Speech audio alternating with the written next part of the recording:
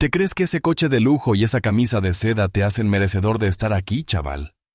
Las palabras, cargadas de veneno y hipocresía, rasgaron la tranquila tarde de Oak Creek Estate. El agente Frank Miller, agarrando con tanta fuerza su hierro 9 que se le pusieron blancos los nudillos, dijo al hombre al volante. Había sido víctima de discriminación racial, insultos y ahora un policía fuera de servicio. Cegado por la ira, lo amenazaba simplemente porque su nuevo Mercedes había cruzado la línea policial. Frank creía que estaba haciendo justicia por un don nadie. Jamás sospechó que el hombre al que estaba a punto de atacar tenía el poder sobre su destino. Antes de ver qué sucede a continuación, cuéntame en los comentarios desde qué parte del mundo nos ves. Y no olvides suscribirte.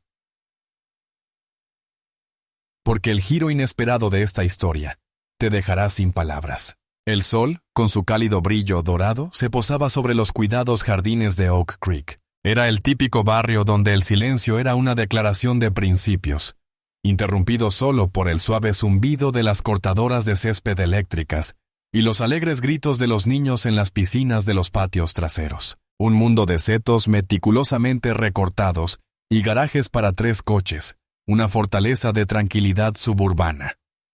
Para Arthur Henderson, simplemente era su hogar. Se había mudado hacía 2 semanas, y la tranquilidad era un alivio tras el constante bullicio del juzgado federal. Conducía su nuevo Mercedes Clase S, una máquina de potencia silenciosa y sin esfuerzo, sintiendo el suave deslizamiento del vehículo sobre el asfalto impecable. La camisa de seda que llevaba, blanca impoluta con un sutil estampado negro, se sentía ligera sobre su piel, un pequeño lujo para celebrar una tarde de sábado tan especial. Puso el intermitente y giró hacia su calle, Maple Drive. Estaba pensando en la pila de documentos legales que lo esperaban en el escritorio de su oficina en casa. Fue entonces cuando vio la Ford F-150. Estaba estacionada de forma irregular, medio sobre la acera, medio en la calle. Su dueño, un hombre corpulento con una camisa polo ajustada y bermudas tipo cargo, sacaba una bolsa de golf de la caja de la camioneta. Arthur redujo la velocidad, dejando suficiente espacio al hombre mientras esquivaba el obstáculo. Fue una maniobra sencilla y cortés, de esas que ocurren a diario en cualquier barrio, pero cuando su Mercedes pasó junto al parachoques delantero del camión, un grito gutural y desgarrador resonó en el texto. «Oye, ¿qué demonios crees que estás haciendo?» Arthur miró por el retrovisor.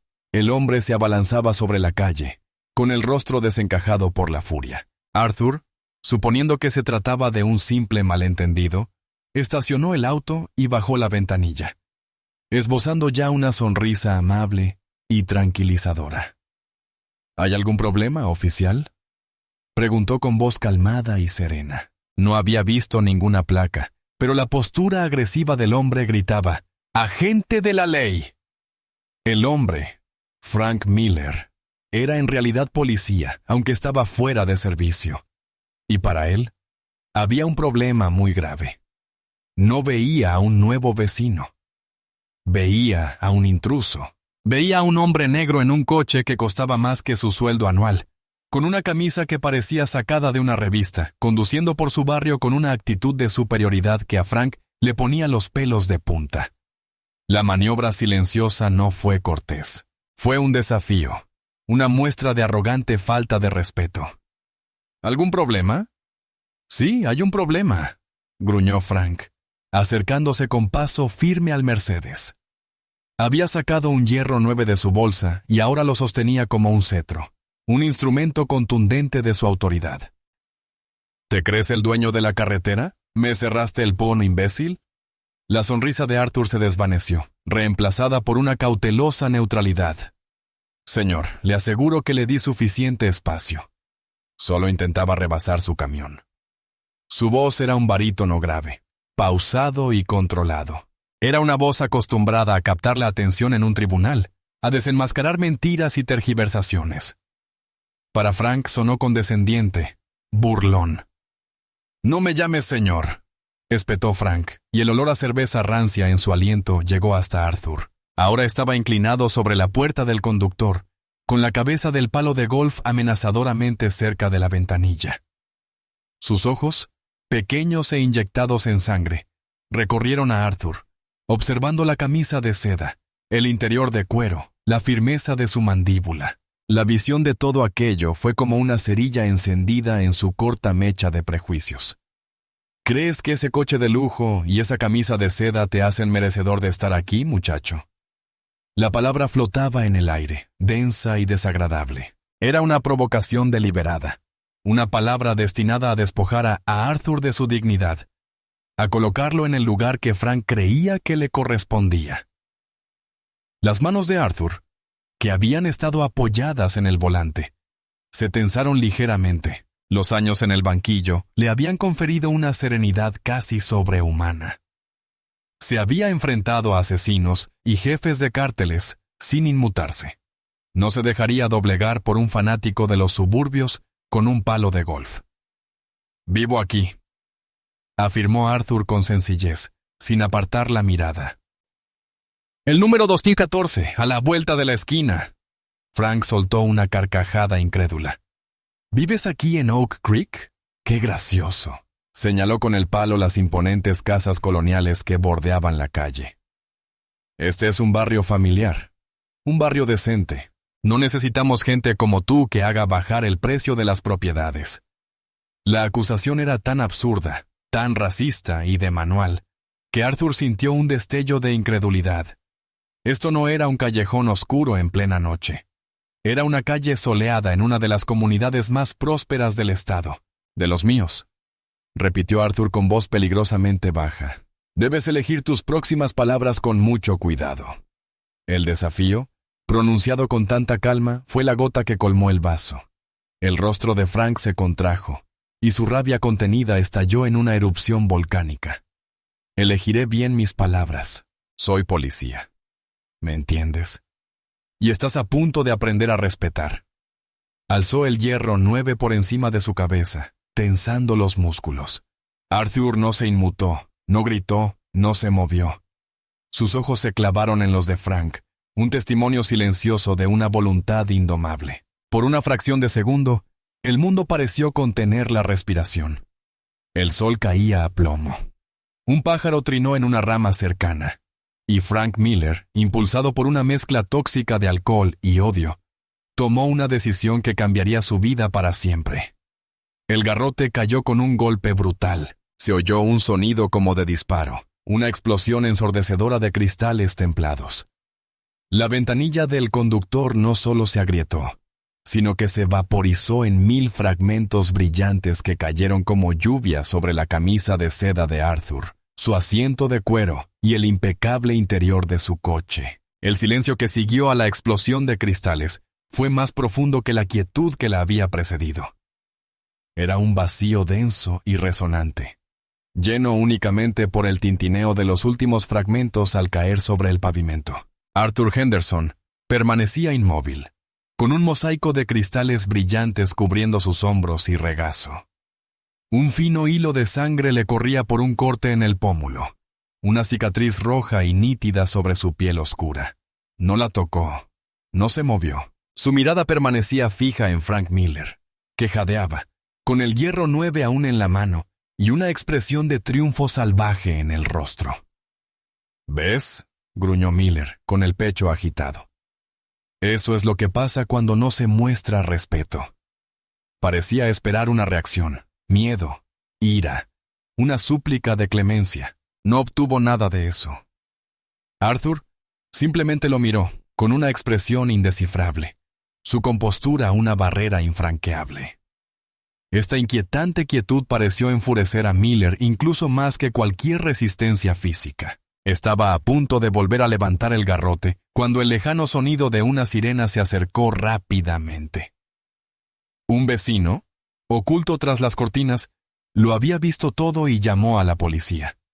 En menos de un minuto, un coche patrulla frenó en seco detrás del Mercedes. 2 agentes uniformados, Russo y Davis, saltaron del vehículo, llevando instintivamente las manos a sus armas enfundadas. Russo era un veterano, su rostro reflejaba un profundo cinismo.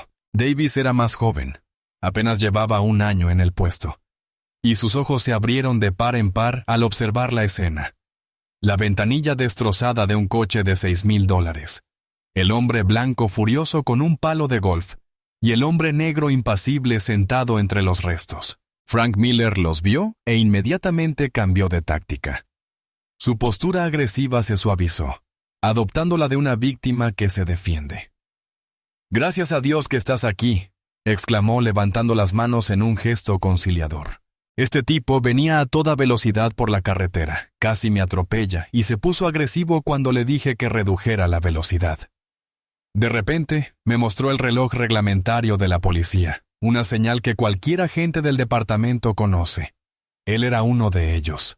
Formaba parte del equipo. La mirada del agente ruso se desvió de Miller a Arthur, y su postura se relajó. Vio el reloj.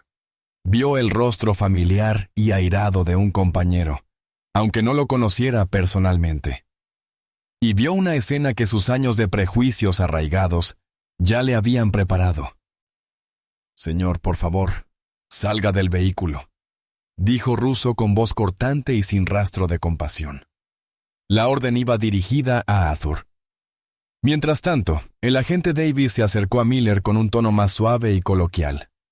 «¿Qué ha pasado aquí, amigo?» Arthur abrió la puerta del coche, y con el movimiento se desató otra lluvia de cristales sobre la calle.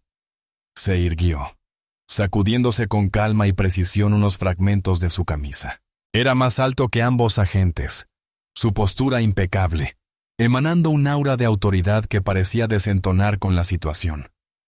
Para Russo, aquello parecía un acto de desafío. «Te pedí que salieras del coche, no que te inmovilizaras», espetó Russo.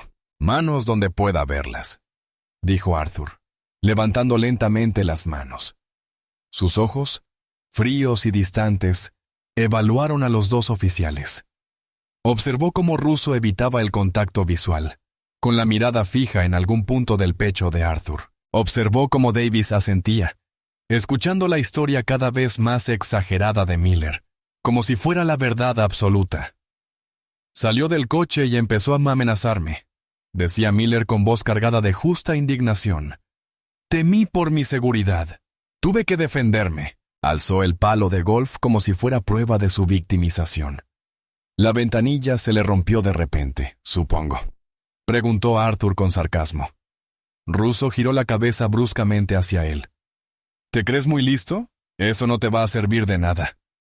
Dio un paso al frente, con la mano sobre la pistola eléctrica. «Recibimos un reporte de un conductor agresivo y una agresión. Ahora mismo, usted coincide con la descripción». «¿Que si coincido con la descripción?», preguntó Arthur, arqueando una ceja con incredulidad. «El hombre que acaba de romper la ventanilla de mi coche con un palo de golf está ahí mismo, y yo soy el sospechoso». Su lógica era irrefutable. Pero en ese momento, la lógica era irrelevante. Lo único que importaba era el código tácito, el muro azul. Davis, cada vez más incómodo, miró la ventana rota y luego a Miller. «Su coche está bastante destrozado», le dijo en voz baja a Russo. Russo le lanzó una mirada fulminante que lo silenció de inmediato. «El vehículo es una prueba. Él es sospechoso. Lo llevamos a interrogar», declaró Russo, sacando un par de esposas. «Date la vuelta». Manos a la espalda. Por primera vez, un destello de algo, no miedo, sino una profunda y cansada frustración, cruzó el rostro de Arthur. Había dedicado toda su carrera a defender la misma ley que ahora se usaba en su contra. Sabía que resistirse, discutir o incluso explicar su postura solo empeoraría las cosas. A esos hombres no les interesaba la verdad. Ya habían elegido bando. Con un suspiro lento y deliberado, Arthur Henderson se giró. La seda de su costosa camisa crujió cuando Russo lo empujó bruscamente contra el lateral del Mercedes. El metal frío contra su mejilla ilesa. Las esposas, frías y pesadas, se cerraron con un clic seco alrededor de sus muñecas, un sonido nítido y definitivo en la tranquila tarde. Frank Miller observaba, con una sonrisa de satisfacción que se extendía por su rostro. Había ganado. Había puesto en su sitio al insolente intruso y había contado con el apoyo de sus compañeros policías. Mientras Russo y Davis llevaban al hombre esposado y silencioso hacia su patrulla, dejándolo junto a su camioneta con su palo de golf, Frank sintió una oleada de satisfacción. Así era como se suponía que debía funcionar el mundo. Esto era orden. No tenía ni idea de que acababa de esposar el orden natural de su propio universo y arrojarlo al abismo. La comisaría era una sinfonía de paredes beige, luces fluorescentes y el tenue olor institucional a café rancio y desinfectante. Arthur Henderson estaba sentado en un duro banco de plástico en la zona de fichaje, con las manos esposadas a la espalda. La postura le provocaba un dolor punzante en los hombros. Le habían quitado los fragmentos de vidrio de la camisa, pero aún sentía el escozor fantasmal en la piel. Lo habían paseado por la comisaría como si fuera un trofeo. Los agentes de la calle, Russo y Davis, lo flanqueaban, mientras Frank Miller lo seguía de cerca, relatando con aire de importancia y dramatismo los hechos al sargento de guardia, un hombre corpulento llamado Kowalski. El sargento Kowalski escuchaba, asintiendo con simpatía a Miller y de vez en cuando, lanzando a Arthur una mirada de puro desprecio.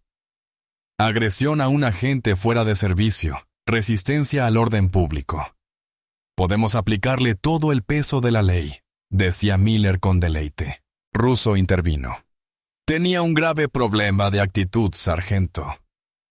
Un bocazas. Estaban construyendo su relato ladrillo a ladrillo, una fortaleza de mentiras para proteger a uno de los suyos. Arthur permaneció en silencio. Conocía este juego. Lo había visto desarrollarse desde el otro lado del estrado cientos de veces.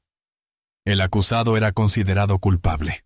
La palabra del oficial era ley, y la verdad, una víctima incómoda. Los observaba, con la mente como una trampa de acero, registrando cada palabra, cada mentira, cada mirada de suficiencia. Notó la reticencia de Davis, la forma en que el joven oficial se mantenía ligeramente apartado de los demás, con la mirada fija en el suelo de linóleo desgastado, incapaz de mirar a Arthur a los ojos.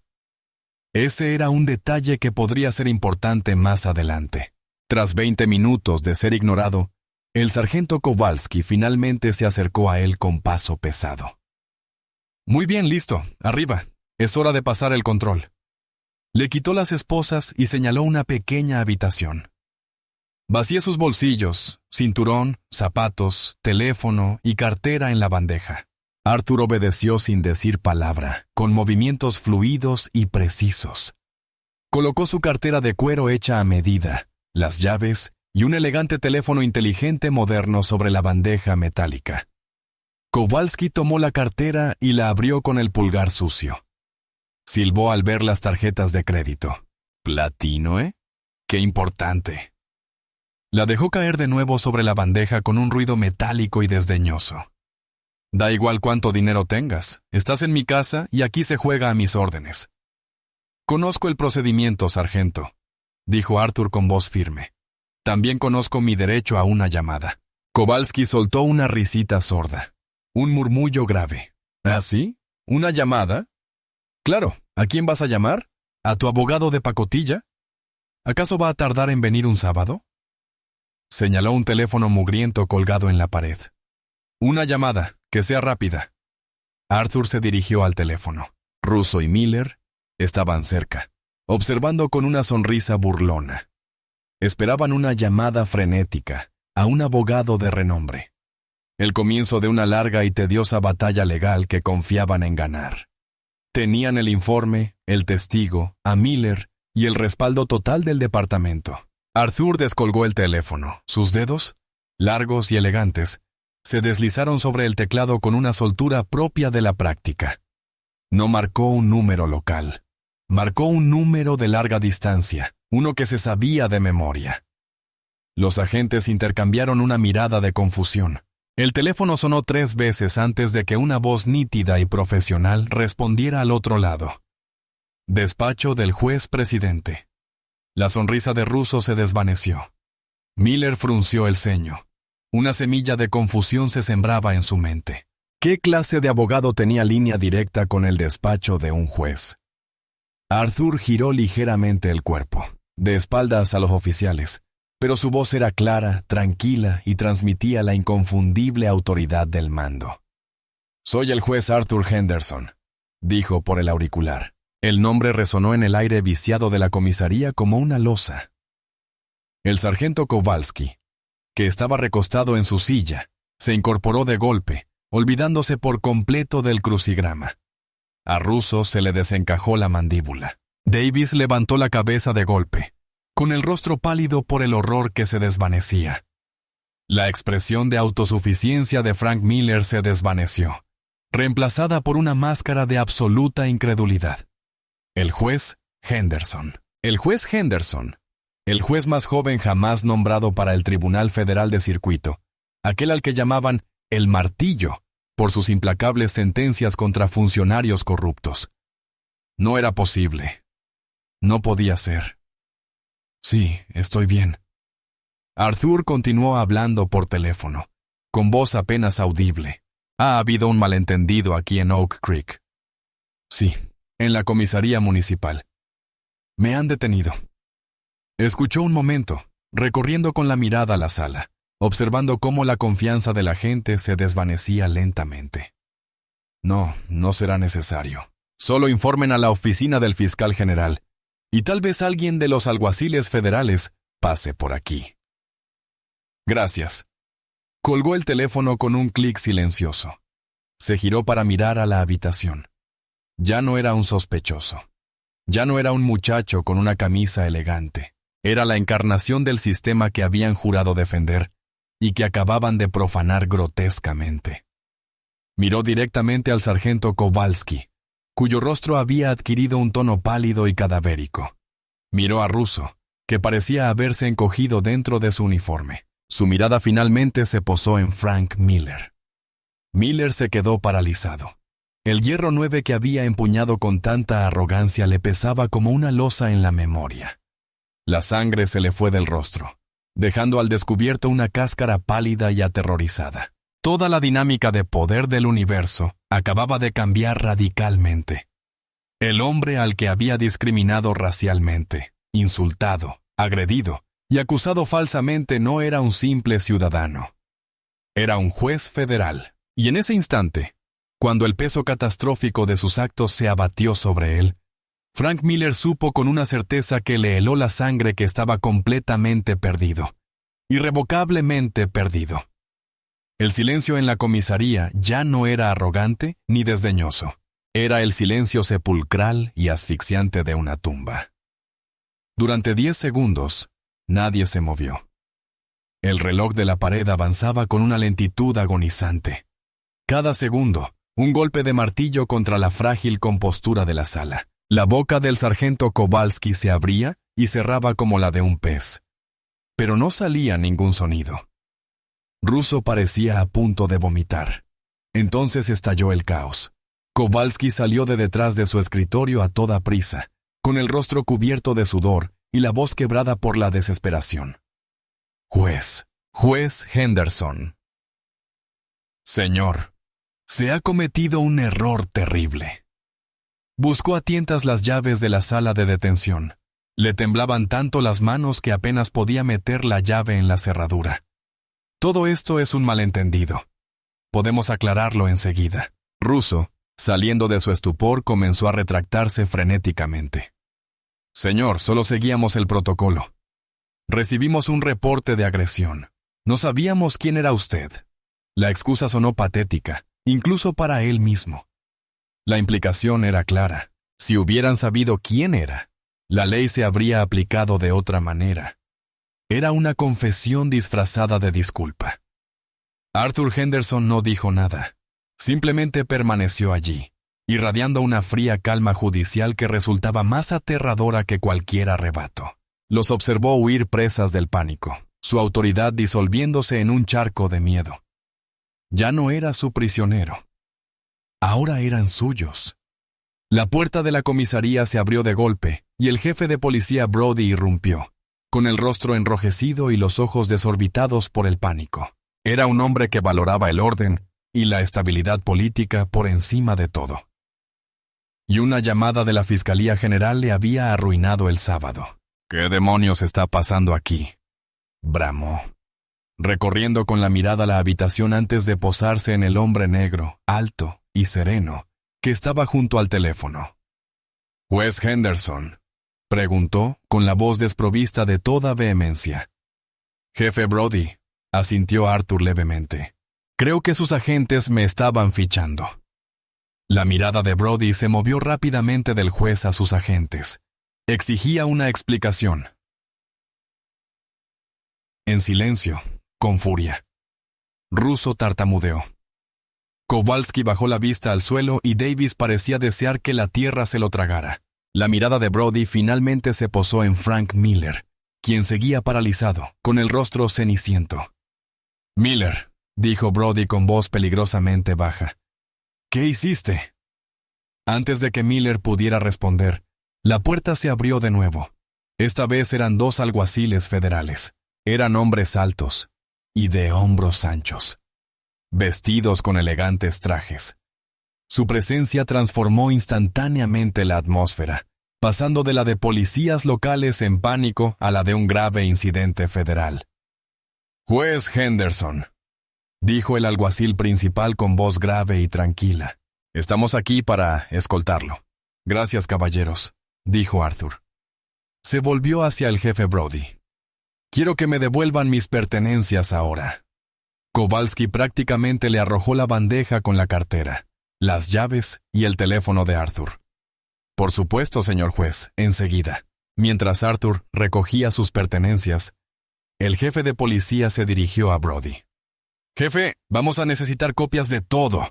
La llamada inicial al 911, los registros de la central de emergencias, las grabaciones de las cámaras corporales y todos los informes presentados en relación con este incidente. La Fiscalía General se pondrá en contacto con ustedes». Cada palabra era un clavo en el ataúd. Las imágenes de las cámaras corporales, el informe que estaban fabricando. Todo era evidencia. Evidencia de su incompetencia, sus prejuicios y su conspiración. Brody vio su carrera, su pensión y su reputación pasar ante sus ojos. Agarró a Miller del brazo, sus dedos clavándose en la carne como garras, y lo arrastró a su oficina. «Idiota», siseó Brody, empujándolo adentro y cerrando la puerta de golpe. «¿Tienes idea de lo que has hecho? No es un cualquiera, Frank. Es Arthur Henderson, el del martillo. Mandó al anterior jefe de policía del condado de Clayton a prisión durante 10 años por obstrucción a la justicia. Se come a tipos como tú para desayunar». Frank Miller se dejó caer en una silla, con la cabeza entre las manos. La furia ebria que apenas 1 hora antes le había parecido tan poderosa y justificada se había evaporado, dejando tras de sí un terror frío y paralizante. «No lo sé», gimió. Me cerró el paso. Era arrogante. Era un hombre negro con un buen coche en tu barrio y no lo soportaste. Brody rugió, paseándose por la pequeña oficina como un animal enjaulado. Dejaste que tu intolerancia te llevara a una situación que no podrás afrontar en toda tu vida. Ahora, todo el gobierno federal está a punto de abalanzarse sobre mi departamento por tu culpa. A través del cristal, pudieron ver cómo los alguaciles escoltaban al juez Henderson hacia la salida. Se detuvo en la puerta, recorriendo con la mirada la comisaría destrozada. Sus ojos se encontraron con los de Miller a través de la ventana de la oficina. No había ira en su expresión, no había triunfo. Solo la fría e impasible promesa de consecuencias. Era la misma mirada que le dirigía a un convicto justo antes de dictar sentencia. Al cerrarse la puerta tras él, un nuevo tipo de pánico se apoderó de él. Ya no se trataba solo de las repercusiones inmediatas, se trataba de sobrevivir. El jefe Brody dejó de caminar de un lado a otro. Su expresión se endureció. El miedo estaba siendo reemplazado por una fría y calculadora determinación. «De acuerdo», dijo en voz baja. «De acuerdo, no podemos solucionar esto, pero tal vez podamos contenerlo. La frenética retirada había terminado.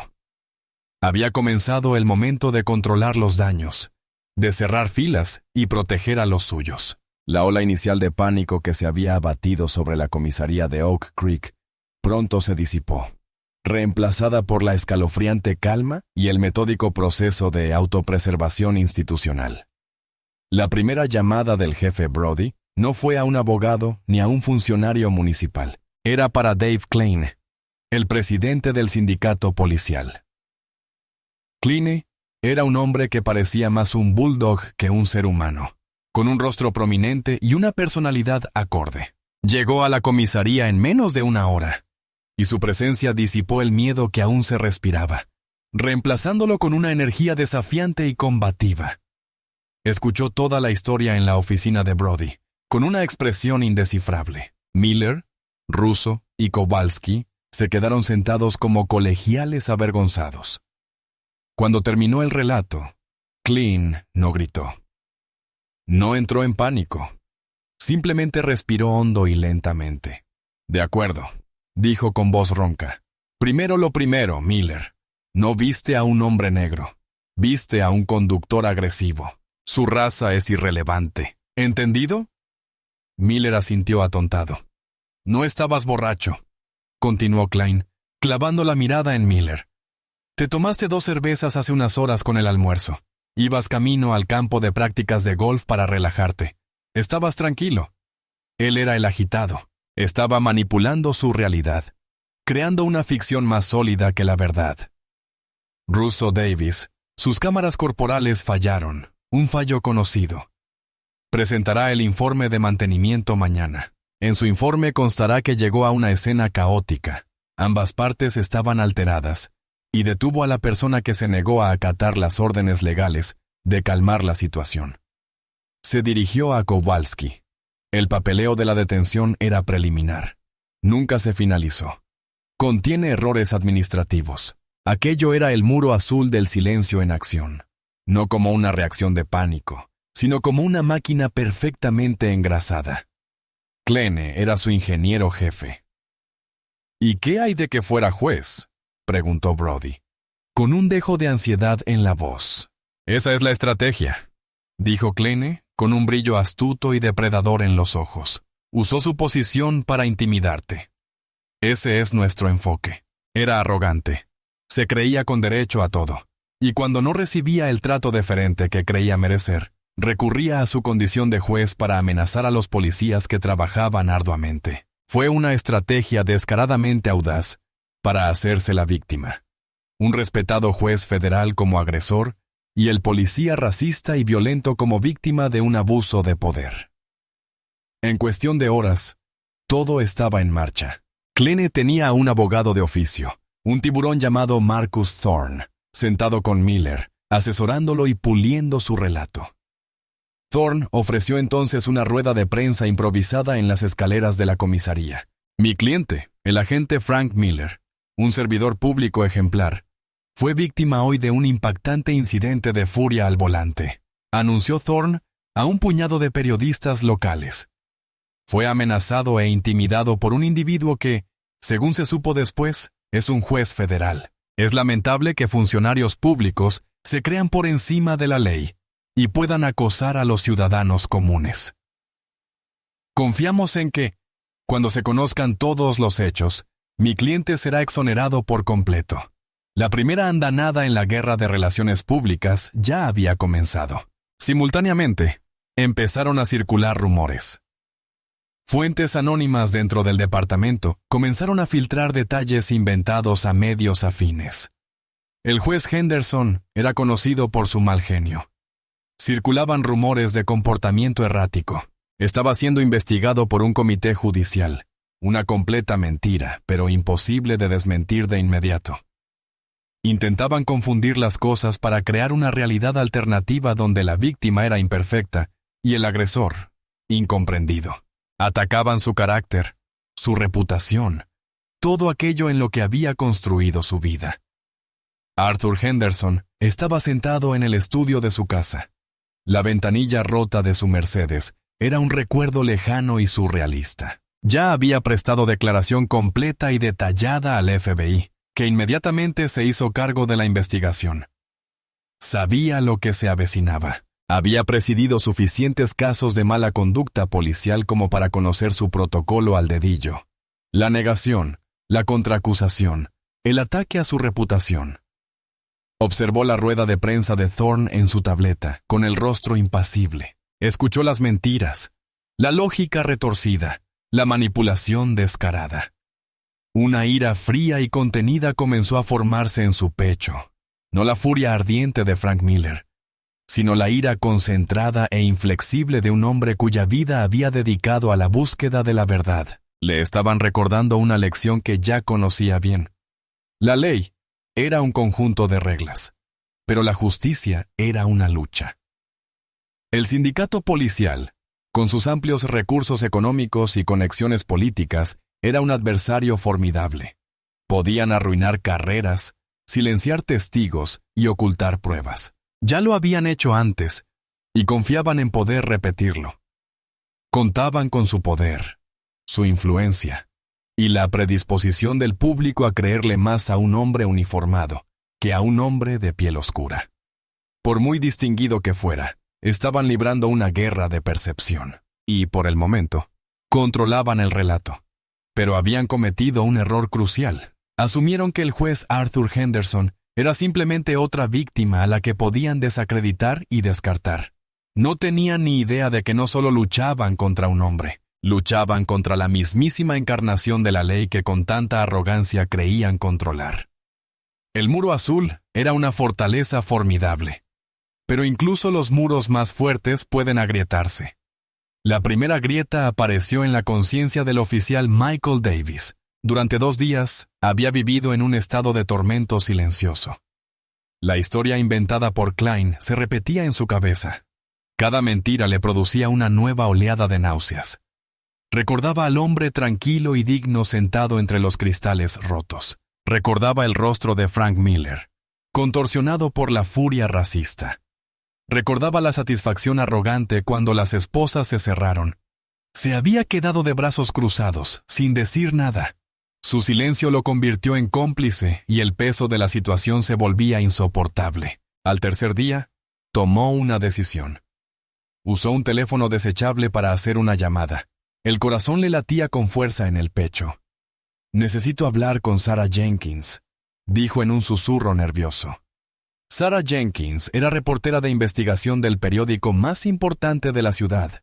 Era tenaz, perspicaz, y tenía fama de no temer a las instituciones poderosas. Llevaba meses investigando el departamento de policía de Oak Creek, sospechando un patrón de mala conducta, pero carecía de un contacto interno. Cuando sonó su teléfono, supo que era la oportunidad que había estado esperando. Se encontraron al anochecer en un rincón desolado de un parque público, el lugar elegido por Davis. Estaba hecho un manojo de nervios, escudriñando constantemente las sombras. Su entrenamiento en la academia de policía ahora le servía para vigilar a sus propios compañeros. «No puedes usar mi nombre», comenzó con la voz ligeramente temblorosa. «Si se enteran de que hablo contigo, mi carrera se acaba. O peor, protejo mis fuentes», dijo Sarah con voz tranquila y tranquilizadora. Tenía la grabadora encendida, pero también un bolígrafo y una libreta, una muestra de respeto hacia su paranoia. «Cuéntame qué pasó». Davis relató todo el suceso, con las palabras brotando en un torrente de culpa y frustración. Describió la furia injustificada de Miller, los insultos racistas, la violenta rotura de la ventana y la increíble compostura del juez Henderson en todo momento. Luego detalló el encubrimiento en la oficina del jefe Brody, citando casi textualmente al presidente del sindicato, Dave Klein. «Están tergiversando todo», dijo Davis, con la voz cargada de una mezcla de ira y desesperación. «Están haciendo quedar al juez como el villano, y todos se lo permiten. Están fabricando pruebas, presionándome para que firme un informe falso». Sarah escuchaba con atención. Su pluma volaba sobre la página. Esto era más que un simple caso de un policía perdiendo los estribos. Era una conspiración para obstruir una investigación federal. «¿Por qué me cuentas esto?», preguntó en voz baja. Davis apartó la mirada hacia las luces de la ciudad a lo lejos. Porque me hice policía para ser como mi padre. Era un buen hombre. Creía en hacer lo correcto. ¿Y esto? Negó con la cabeza. Esto no está bien. Lo que le hicieron a ese hombre estuvo mal. Y lo que están haciendo ahora es aún peor. Mientras tanto, el juez Henderson activaba su propia red. Una construida no sobre la intimidación y las mentiras, sino sobre décadas de integridad y respeto mutuo. Llamó a un hombre en quien confiaba plenamente, el agente retirado del FBI Ben Carter, quien ahora dirigía una prestigiosa agencia de investigación privada. «Ben, tengo un problema», dijo Arthur con voz sombría. Ben Carter llegó a su casa en cuestión de horas. Ambos eran viejos amigos, cuyas carreras se habían cruzado en varios casos complejos. Ben era metódico, implacable, y poseía una brújula moral tan inquebrantable como la de Arthur. El juez expuso los hechos, sin ocultar nada. «Están intentando desacreditarme», concluyó Arthur. «El sindicato me pinta como un arrogante impulsivo que abusó de su posición». Ben escuchó, con el rostro impasible. Una táctica habitual de difamación. Buscarán cualquier cosa. Novias, excompañeros resentidos. Aquel pupitre que te dieron en poesía en la universidad. Hizo una pausa, una sonrisa sombría asomando a sus labios. «Pero no encontrarán nada, Arthur. Porque eres el hombre más aburrido y virtuoso que conozco». Se inclinó hacia adelante, con la mirada fija en el objetivo. «Pero eso no basta. No podemos limitarnos a defendernos. Necesitamos atacar. Necesitamos pruebas irrefutables que desmientan sus mentiras de una vez por todas». La mente de Ben ya estaba trazando un mapa del campo de batalla. Este oficial Davis es el eslabón débil de su cadena. Pero no es suficiente. Su palabra contra la de ellos. Lo aplastarán. La periodista es buena, presiona, pero necesitamos algo que no puedan manipular. Algo que no puedan negar. Se levantó y empezó a pasearse por el despacho del juez. El incidente ocurrió en Maple Drive, un barrio de lujo. La gente valora su seguridad. Cámaras. Necesitamos encontrar una cámara. El plan era sencillo, pero su ejecución requeriría precisión y discreción. Ben recorría el vecindario haciéndose pasar por un investigador de seguros que investigaba un incidente de tráfico menor. Buscaba al testigo silencioso, aquel que pudiera derribar poco a poco el muro de silencio policial, mientras el sindicato policial y sus abogados tejían su red de mentiras en los medios. Una silenciosa contraofensiva comenzaba a gestarse. Un novato atormentado por la culpa, un reportero intrépido y un brillante investigador se habían convertido en aliados inesperados. Cada uno una grieta en el muro de la corrupción. Todos trabajaban por un mismo objetivo: revelar la verdad. Ben Carter se movía por el barrio de Oak Creek con la discreta gracia de una sombra. No llevaba gabardina ni sombrero fedora. Su disfraz era mucho más efectivo. Vestido con una impecable camisa polo y con una carpeta de cuero en la mano, tenía la apariencia que decía tener. Un ajustador de seguros. Algo aburrido pero diligente. Llamado señor Peterson. Iba de puerta en puerta, con preguntas educadas y genéricas, indagando sobre un supuesto choque leve ocurrido en la misma calle hacía unos días. La mayoría de los residentes, con cortesía, no aportaban nada. No habían visto nada. Le ofrecieron un vaso de agua por las molestias, pero Ben no se limitó a escuchar sus palabras. Estaba inspeccionando las propiedades, con sus ojos entrenados buscando las pequeñas lentes oscuras de las cámaras de seguridad. Encontró su objetivo en la cuarta casa, justo enfrente del lugar donde había ocurrido el asalto. Pertenecía al señor Abernathy, un ingeniero de software solitario que trabajaba desde casa y valoraba su privacidad por encima de todo. Tenía discretamente oculta bajo el alero una cámara de seguridad de última generación con resolución 4K. Su lente apuntaba perfectamente para capturar toda la calle. Ben sintió una ligera satisfacción profesional. Por fin. Sin embargo, conseguir las grabaciones sería el verdadero desafío. Abernathy Era conocido en el vecindario por ser huraño y poco cooperativo. Un acercamiento directo era arriesgado. Así que Ben cambió de táctica. Tras abandonar la propiedad de Abernathy, hizo una llamada. Una hora después, una citación judicial firmada por un magistrado federal, a quien el juez Henderson conocía de sus inicios como fiscal, fue enviada al Departamento de Policía de Oak Creek, exigiendo que recuperaran las grabaciones de seguridad del 215 de Maple Drive como parte de la investigación federal en curso sobre la agresión a un funcionario judicial. Fue una jugada maestra. La policía debía recabar las pruebas que los incriminarían. El jefe Brody no podía rechazar una citación federal sin ser declarado inmediatamente en desacato. Envió a 2 detectives reacios a la casa de Abernathy. El ingeniero, de carácter reservado, al recibir una orden judicial en lugar de una simple petición, accedió de inmediato y descargó los archivos relevantes, con su correspondiente marca de tiempo, en una memoria USB. Los detectives entregaron el disco duro al grupo de trabajo del FBI, tal como lo exigía la citación, sellando así su destino. Esa noche, el juez Henderson, Ben Carter y el agente principal del FBI se sentaron en una sala de conferencias aséptica, viendo las imágenes en una pantalla grande. El video era sorprendentemente nítido, el audio claro y condenatorio.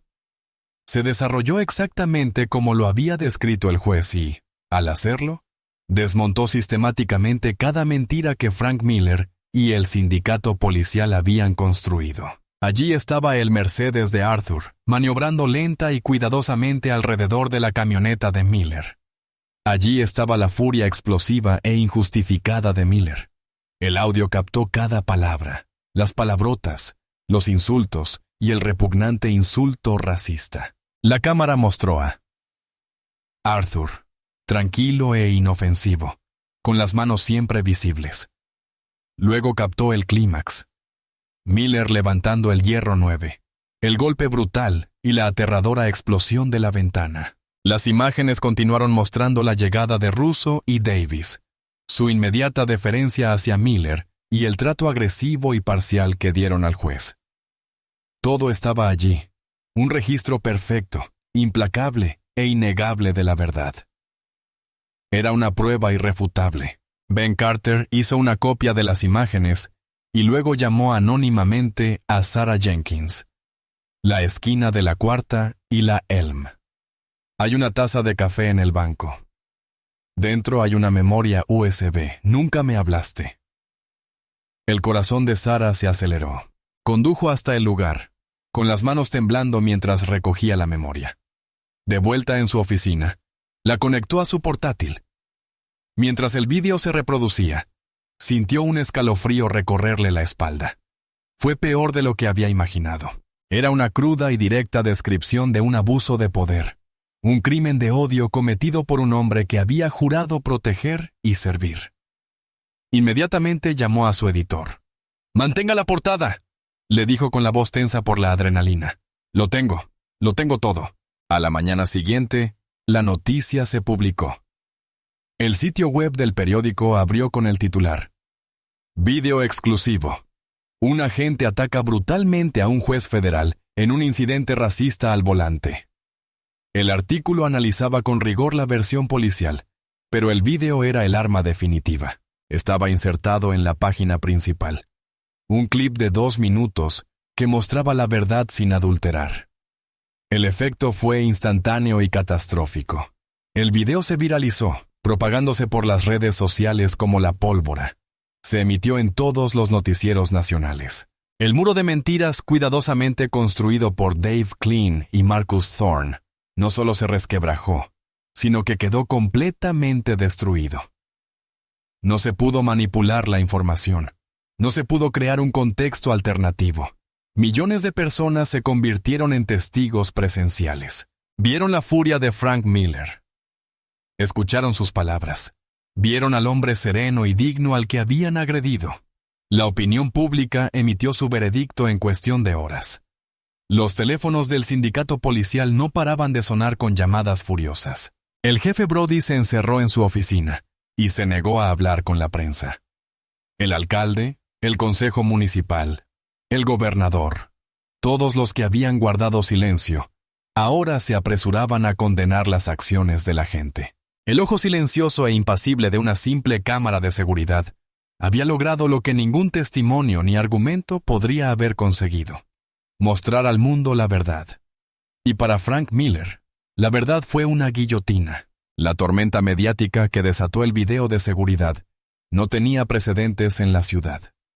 El video se convirtió en una obsesión nacional, un brutal bucle de 2 minutos de intolerancia y violencia que no dejaba lugar a dudas. Los manifestantes comenzaron a congregarse en las escaleras del ayuntamiento y frente a la comisaría de policía de Oak Creek, aumentando su número con el paso de las horas. Los cánticos eran un clamor ensordecedor por justicia. Los carteles con la cara de Frank Miller, junto a lemas de vergüenza y condena. Para el fiscal de distrito, un hombre políticamente ambicioso llamado Robert Garrison. La situación se había transformado de la noche a la mañana, pasando de un problema local a una crisis que definiría su carrera. Inicialmente, se había mostrado conforme con dejar que la investigación federal siguiera su curso, receloso de enfrentarse al poderoso sindicato policial. Pero el video lo había cambiado todo. La presión política era inmensa y la inacción equivalía a un suicidio político, con el FBI proporcionándole una montaña de pruebas irrefutables. El testimonio jurado del agente Davis y la declaración del juez. Garrison hizo lo único que podía. Convocó a un gran jurado de emergencia. La acusación formal llegó en tiempo récord. Se trataba de una serie de cargos devastadores: agresión con agravantes con arma mortal, delito de odio, denuncia falsa y conspiración para obstruir la justicia. Este último cargo apuntaba directamente al encubrimiento. Una clara señal de que no se trataba solo de un policía corrupto, sino del sistema que lo protegía. La orden de arresto se emitió de inmediato. La tarea de cumplir con la sentencia recayó, con un profundo sentido de justicia poética, sobre los mismos detectives que se habían visto obligados a recuperar las imágenes incriminatorias. Frank Miller estaba en casa cuando llegaron. Había sido suspendido de empleo y sueldo, encerrado en su casa, viendo cómo su vida se desmoronaba en las noticias nacionales. Cuando vio a sus colegas en la puerta, con rostros sombríos, supo que todo había terminado. Ya no quedaba bravuconería. La rabia arrogante había desaparecido, reemplazada por un terror hueco y nauseabundo. «Frank Miller, queda usted arrestado», dijo el detective a cargo con voz monótona y profesional. Recitó sus derechos Miranda. Las palabras, tan familiares, sonaban ahora extrañas y amenazadoras al estar dirigidas a uno de los suyos. Miller no opuso resistencia. Se giró y puso las manos a la espalda.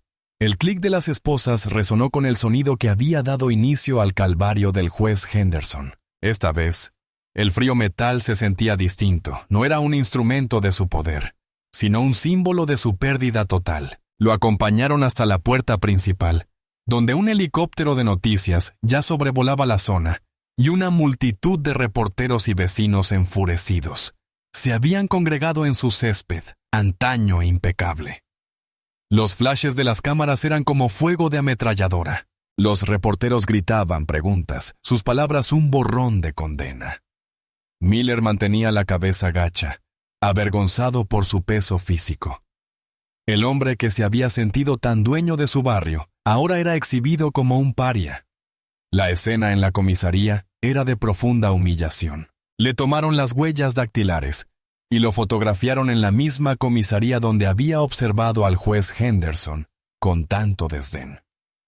Le ordenaron entregar su placa y su arma reglamentaria. El sonido metálico del arma al deslizarse sobre el mostrador fue el sonido de su identidad despojada. Ya no era el agente Miller. Era simplemente el recluso número 734. El sargento Kowalski, ahora bajo investigación interna, ni siquiera podía mirarlo. Russo ya había contratado a un abogado y se rumoreaba que estaba negociando un acuerdo. Davis era el testigo estrella de la fiscalía. La integridad de la fiscalía no solo se había resquebrajado, sino que se había derrumbado por completo. Miller fue puesto en una celda de detención, la misma celda a la que había encerrado a incontables personas a lo largo de los años. La pesada puerta se cerró de golpe con un estrépito definitivo, y la cerradura giró. Se quedó solo con el zumbido de las luces fluorescentes y el hedor a desesperación. Se dejó caer sobre el delgado colchón, con la cabeza entre las manos. Pensó en el rostro del juez, en la increíble e irritante calma. No había sido arrogancia. Había sido algo más. Había sido la paciencia de un hombre que comprendía la larga y ardua mecánica de la ley. Un hombre que sabía que la justicia, aunque a veces lenta, era implacable. Por primera vez en su vida, Frank Miller sintió una impotencia absoluta. Estaba atrapado en un sistema que ya no podía controlar. Un sistema que ahora ejercía sobre él todo su peso implacable. El poder que había malgastado con tanta ligereza, la autoridad que había ostentado como una corona, habían desaparecido. Y en el terrorífico silencio de su celda, empezó a comprender que la ventana que había roto no estaba ni mucho menos tan destrozada como su propia vida. El juicio de Frank Miller se convirtió en el mayor acontecimiento mediático de la historia reciente del Estado. La sala del tribunal se llenaba a diario con una tensa mezcla de periodistas, analistas legales, activistas y público en general, que hacía cola durante horas para conseguir un asiento. Era más que el juicio de un solo hombre. Se percibía como un referéndum sobre el sistema, un análisis público sin precedentes de la cultura policial y el pacto de silencio. La fiscalía, encabezada por el propio fiscal Robert Garrison, atacó con vehemencia desde el principio. Su alegato inicial fue una lección magistral de control narrativo. Reprodujeron el video de seguridad en una pantalla gigante para el jurado. El repugnante crujido de los cristales rotos y el insulto racista de Miller resonaron en la silenciosa sala del tribunal. «Este caso no es complicado», dijo Garrison con voz firme y convencida. «Este es un caso de odio. Se trata de un caso sobre un hombre que, amparándose en la autoridad de una placa, utilizó su intolerancia personal como arma. El testigo estrella de la fiscalía fue el agente Michael Davis. Con aspecto nervioso pero resuelto, vestido con su uniforme de gala, Davis relató los sucesos de aquel día con doloroso y meticuloso detalle. Habló de la hostilidad inmediata e injustificada de Miller, de los insultos, de la agresión y de la posterior conspiración para encubrirlo, implicando directamente a su antiguo compañero ruso y al sargento Kowalski. Se emocionó al describir la campaña de presión del sindicato policial. «Me dijeron que trabajara en equipo», dijo Davis con la voz quebrada por la emoción. «Me dijeron que pensara en mi carrera, pero no pude. Lo que vi no era trabajo policial, era un crimen». Durante el interrogatorio, el abogado de Miller, Marcus Thorne, intentó presentar a Davis como un novato resentido que buscaba hacerse un nombre, pero el joven oficial se mantuvo firme, con un testimonio inquebrantable. Cuando el juez Arthur Henderson subió al estrado, un silencio sepulcral se apoderó de la sala. Caminó hacia el estrado con una serena dignidad que captó la absoluta atención de la sala. Relató los hechos con calma y objetividad, sin rastro de emoción ni rencor. No era una víctima en busca de venganza, sino un funcionario judicial que aportaba pruebas. Describió las palabras de Miller, sus acciones, y la sensación de los cristales rotos cayendo sobre él. El interrogatorio de Thorne fue un acto desesperado y desagradable. Intentó presentar al juez como un hombre arrogante y privilegiado que había provocado la confrontación. «¿No es cierto, señor juez, que tiene fama de ser exigente?», espetó Thorne con desdén. «Tengo fama de exigir que se cumpla la ley». Henderson respondió con frialdad y voz uniforme. «Eso aplica tanto a ciudadanos como a policías». Cada intento de Thorne por desacreditarlo o difamarlo fue contrarrestado con la misma calma y precisión intelectual. Intentaba combatir un arma legal con un arma torpe, y el jurado lo vio. El testimonio de Frank Miller, instigado por Thorne, fue la puntilla para él. Subió al estrado y ofreció un espectáculo de autocompasión y negación. Afirmó ser la víctima, que el juez había conducido de forma temeraria y lo había amenazado. Intentó explicar que el vídeo estaba sacado de contexto, pero bajo el implacable interrogatorio de Garrison, su historia se desmoronó. ¿Y bien, agente Miller?, preguntó Garrison con voz cargada de sarcasmo. Cuando llamó chico al juez, ¿en qué contexto lo hizo? Era un procedimiento policial estándar. Tartamudeó Miller, con el rostro enrojecido. Y cuando rompió su ventana con un hierro 9, ¿acaso intentaba calmar la situación? Las preguntas se sucedían como fuego de ametralladora, cada una erosionando su patética fachada, hasta que solo quedó la cruda y prejuiciosa verdad. En el estrado se mostró beligerante y furioso, dejando al descubierto su verdadera naturaleza tras la fachada ensayada, lo que permitió al jurado ver al hombre del video en persona. Los alegatos finales fueron una mera formalidad. Garrison expuso metódicamente la ingente cantidad de pruebas y concluyó: Frank Miller se creía por encima de la ley. Hoy deben demostrarle que nadie está por encima de ella. El alegato final de Thorne fue débil y divagante. Un último intento desesperado por humanizar a un hombre que no había demostrado ninguna humanidad. El jurado deliberó durante menos de 2 horas. El secretario judicial recibió el veredicto del presidente del jurado. El crujido del papel resonó como un trueno en la silenciosa sala. Frank Miller permanecía de pie junto a su abogado, rígido, con los nudillos blancos de tanto sujetar el borde de la mesa de la defensa. Tenía un aspecto demacrado, una sombra del hombre fanfarrón que había aterrorizado al juez Henderson apenas unas semanas antes. Sus ojos estaban fijos en la presidenta del jurado, una mujer de mediana edad que evitaba su mirada. Sobre el cargo de agresión con agravantes con arma mortal, leyó la secretaria con voz firme y clara: Nosotros, el jurado, declaramos culpable al acusado. Un murmullo colectivo de asombro, seguido de una oleada de aplausos silenciosos, recorrió la galería antes de que el juez presidente impusiera silencio. Acusado de cometer un delito de odio. ¡Culpable! Las rodillas de Miller flaquearon levemente y Thorne le puso una mano en el hombro para sostenerlo. Acusado de presentar una denuncia policial falsa. Culpable. Cada palabra fue como una palada de tierra sobre su ataúd. Y acusado de conspiración para obstruir la justicia. Culpable. Fue una condena total, un repudio absoluto a sus acciones, sus mentiras, y al sistema que había intentado protegerlo. Miller se dejó caer en su silla, un hombre destrozado. La arrogancia había desaparecido, reemplazada por la mirada vacía de alguien cuyo mundo se había derrumbado. Ya no era policía, era un delincuente convicto que se enfrentaba a una pena de hasta 15 años de prisión estatal. El juez agradeció al jurado y fijó la fecha para la lectura de la sentencia en 4 semanas. Mientras los agentes se acercaban para detener a Miller, el fiscal de distrito Robert Garrison se dirigió a la mesa de la fiscalía para hacer una declaración a la prensa. Hoy se hizo justicia, comenzó Garrison. Hablando ante las cámaras, este veredicto deja claro que el fiscal jefe de su equipo lo interrumpió y le entregó rápidamente una nota. Garrison la leyó, con los ojos muy abiertos por la sorpresa. Levantó la vista, olvidando su declaración preparada. Damas y caballeros, me acaban de informar de una novedad respecto a la fase de sentencia de este juicio.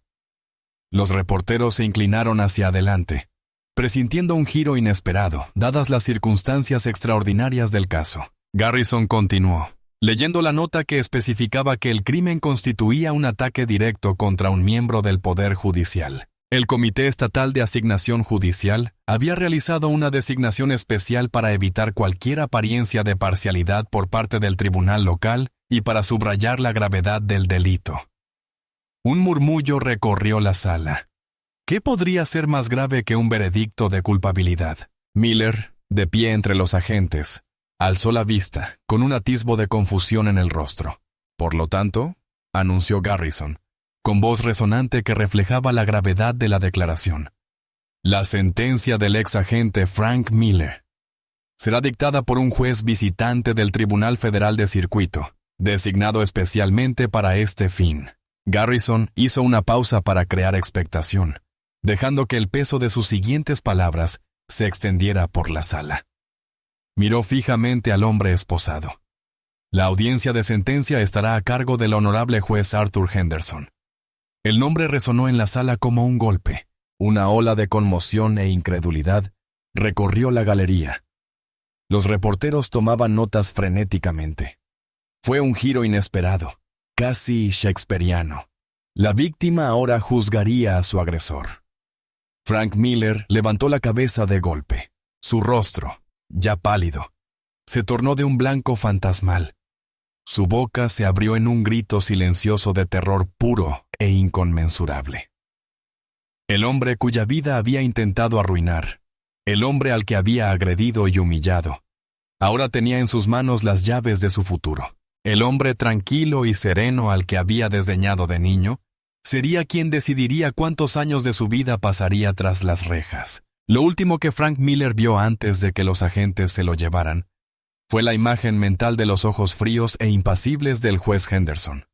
Los ojos de un hombre que no buscaba venganza, sino algo mucho más aterrador: la justicia. Semanas después, el juez Arthur Henderson se encontraba en su despacho. El horizonte vespertino de la ciudad se extendía ante él como un manto de estrellas lejanas. El bullicio del juicio se había desvanecido. Los medios de comunicación se habían marchado y una calma serena había vuelto a reinar. La sentencia de Frank Miller se dictaría al día siguiente. El poder de determinar la siguiente década de la vida de ese hombre recaía enteramente en sus manos. No sentía placer alguno, ni sensación de victoria. Solo el peso pesado y solemne de la responsabilidad. No pensaba en las palabras llenas de odio del hombre, sino en el sistema que las había engendrado, en la cultura que había alimentado tal intolerancia y la había protegido con un muro de silencio. Sus acciones mañana en el estrado serían un mensaje, no solo para un hombre abatido, sino para todos aquellos que pudieran creer que su placa los coloca por encima de los principios que juraron defender. Esto nunca se trató de venganza. La venganza es una emoción intensa y pasajera. La justicia es fría, paciente y perdurable.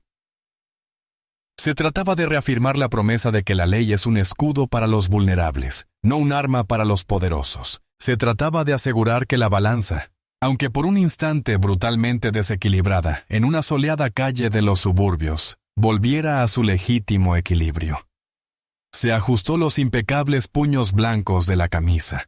Su reflejo lo miraba fijamente desde el cristal oscuro. Un hombre de ley, dispuesto a cumplir con su deber, no con ira, sino con la convicción inquebrantable que había marcado su vida.